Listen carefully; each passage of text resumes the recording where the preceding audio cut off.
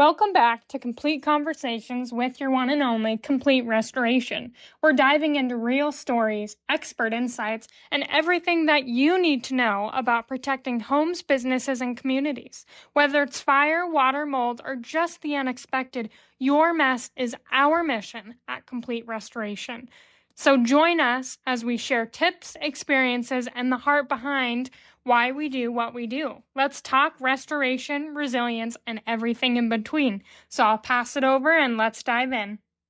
Hey everyone, and welcome to this deep dive into post-winter home inspections. Post-winter home inspections. Yeah, it is spring now, and we all want to enjoy those warmer days and get outside, but Yeah. it's really the perfect time to take a close look at your house and see if that winter weather left behind any damage, especially water damage. Definitely. And based on the information you gave us, it seems like you might want to pay some extra attention to your roof and basement. Right. Yeah, winter can be pretty brutal on houses. Think about all the snow and ice building up, and then it melts and freezes. Melts and freezes. Yeah. Puts a lot of stress on your roof. Yeah. Gutters the foundation, and then, of course, you have those freezing temperatures that can cause pipes to burst. Oh, yeah, for sure. So I get that winter weather, it can be rough on a house. Yeah. But how does like a little bit of melting snow or ice turn into like a huge problem? Well, imagine this. You have snow on your roof, and it starts to melt, and then it refreezes and forms what's called an ice dam. And that blocks the water from draining properly, so the water backs up. Wow. It starts to seep under your shingles, and then it finds its way into your attic or your walls. Oh, no. And what starts as just a small leak can turn into, rotted wood, damaged insulation, even mold growth. I see. So it really can snowball into something much bigger. Exactly. Okay. Well, that's pretty scary. So let's say I'm ready to, put on my inspector hat and check my house for potential damage. Where do I start? Well, I always say the basement is a good place to begin. Okay. It's usually first place you'll see signs of water coming in, Makes sense. especially after all the snow melts. So look for any cracks in those foundation walls, any damp spots, or even that musty smell. That musty smell can actually be a sign of mold or mildew, even if you don't see any water damage. So it's not just an old house smell. Not necessarily, no. Interesting. Okay. So musty basement could be a problem. What about the rest of the house? Any tips for checking out the upper levels? Yeah, definitely. You want to pay attention to your ceilings and walls. Okay. Look for water stains, peeling paint, or any areas where the drywall feels kind of soft or spongy. Those are all red flags. Red flags. That water might be getting in. I see. Okay, so ceilings, walls, got it now. Attics. I mean, those can be a little bit tricky to get to, but I'm guessing they're important too. Very important. Yeah. Attics often get neglected, but they can really tell you a lot about the condition of your roof. Right. So up there, you want to look for things like damp insulation water stains on the underside of the roof. Okay. Any signs of mold growing. Oh, boy. Those are all signs of leaks or maybe ventilation problems that need to be addressed. So basically any sign of moisture in the attic is bad news, right? Pretty much. Yeah, attics are really vulnerable to moisture problems because they're not always well ventilated. And that moisture gets trapped, creating a perfect environment for, mold and mildew to grow. Okay. All right. So we've got the basement, the walls, the attic all checked.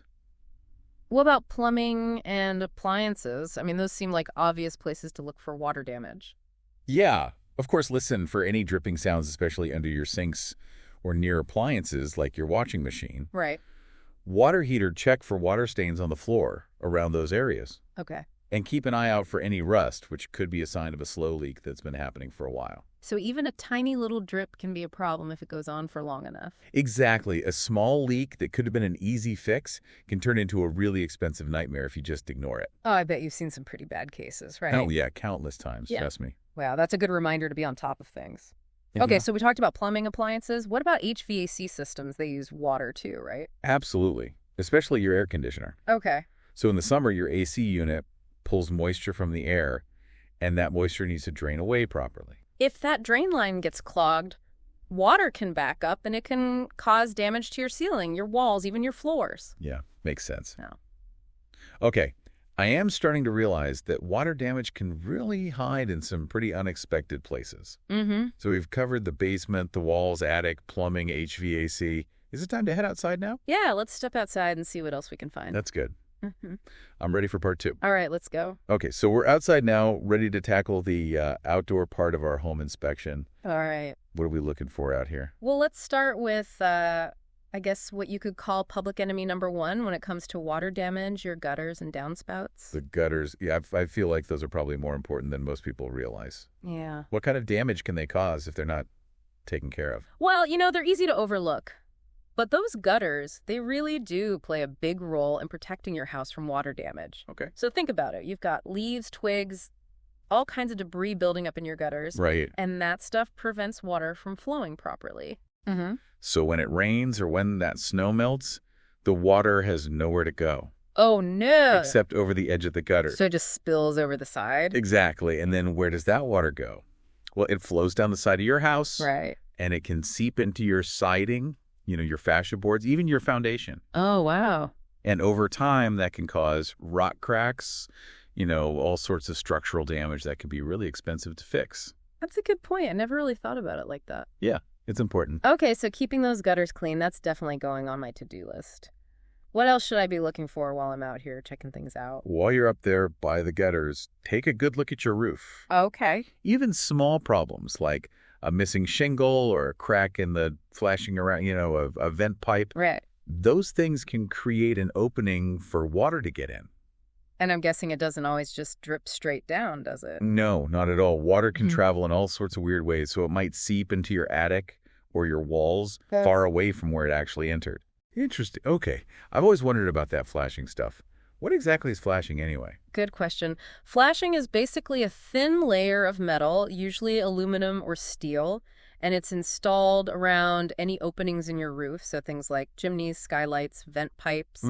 And it basically acts like a waterproof barrier to prevent water from seeping in around those areas. Oh, I see. So it's like the caulk around your bathtub. Exactly. It keeps the water where it's supposed to be. Makes sense. Okay. What other outdoor structures should we be looking at? I'm thinking decks, fences, anything made of wood that's exposed to the elements. Yeah, you're right about that. Wood is especially susceptible to water damage. Okay. So you want to check those things carefully, look for soft spots, discoloration, any signs of rot. Right. A good rule of thumb is if you can easily poke a screwdriver into the wood, that's a sign that moisture has gotten in there and it's starting to cause damage. I'll have to try that little screwdriver trick. It's a good one. Okay, anything else on our outdoor checklist? One more thing, and this is something that a lot of people forget about, but pay attention to the drainage around your house. Okay.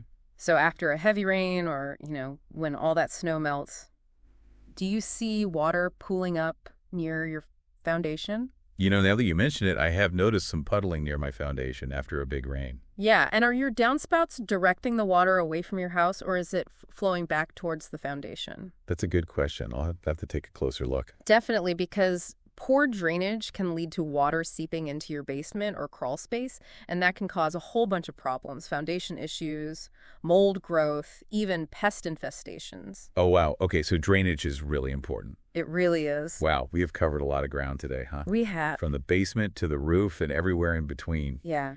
I feel like I've learned so much about what to look for when it comes to potential water damage. Good. I'm glad to hear that. Yeah, and it's really made me realize how important it is to be proactive. Yeah.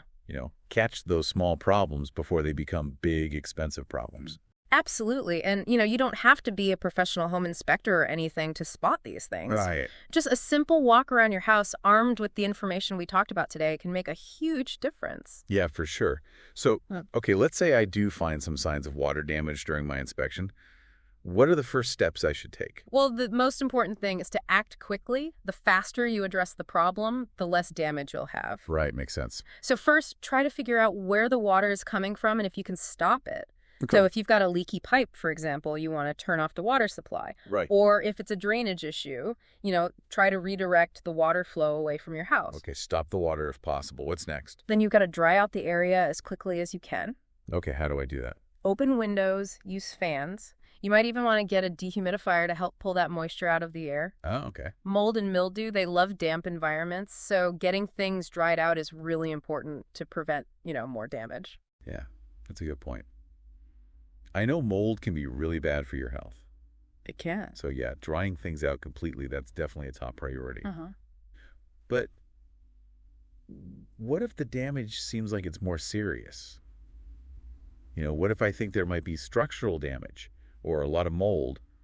What do I do then? Well, if you're not sure how bad the damage is or if it just seems like a really complicated problem, it's always best to call in a professional. Yeah, okay. A qualified contractor or a home inspector. They can assess the situation, they can give you expert advice, and they can make sure the repairs are done right. That makes sense. It's better to be safe than sorry. Were they? Especially when it comes to something as important as your house. Yeah, your house is probably your biggest investment, so you want to take good care of it. For sure. I'm curious, from all the homes you've seen, what's like the most common mistake people make when it comes to water damage? I'd say the biggest mistake is ignoring small problems.